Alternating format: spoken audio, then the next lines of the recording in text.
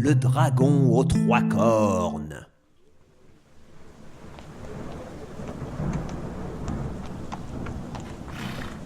Par une froide journée pluvieuse, notre chevalier se promenait, cherchant de bonnes actions à faire ou de géants à sauver, lorsqu'il croisa un panneau annonçant une petite ville à quelques lieues d'ici. Il décida de prendre cette direction. Peut-être les habitants avaient-ils besoin d'un héros pour accomplir de grandes choses.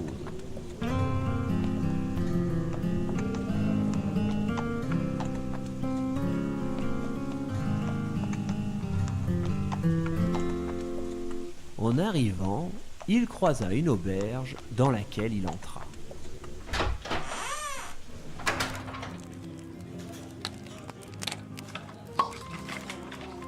Des gens mangeaient, d'autres discutaient, et un vieil homme s'occupait de servir les clients.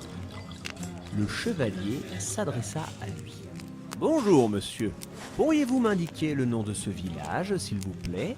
Le chevalier orange était quelqu'un de très poli, et le monsieur lui répondit tout aussi poliment. « Eh bien, monsieur, vous êtes ici au village chantant. »« Allons bon, un village qui chante ?» ?»« Non, le village ne chante pas.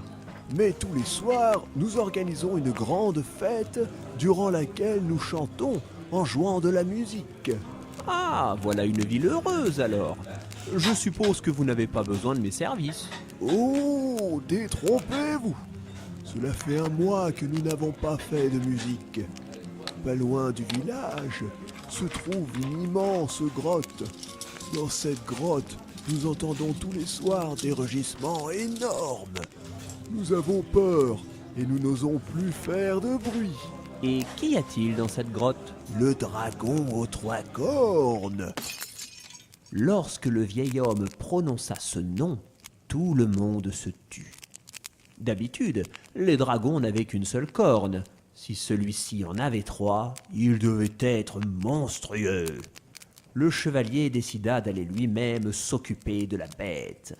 Il sortit dans le froid et s'aventura dans les collines voisines, cherchant la fameuse créature. Il se retrouva soudainement en face de l'énorme entrée d'une énorme grotte. On aurait pu y faire passer un énorme dragon. Un cri de bête furieuse retentit dans l'obscurité. C'était sûrement là. Il entra prudemment dans le noir et avança à tâtons. Une faible lueur semblait apparaître au bout du tunnel et le chevalier continua en suivant la lumière. Il atterrit dans une petite salle qu'on avait aménagée comme un douillet foyer.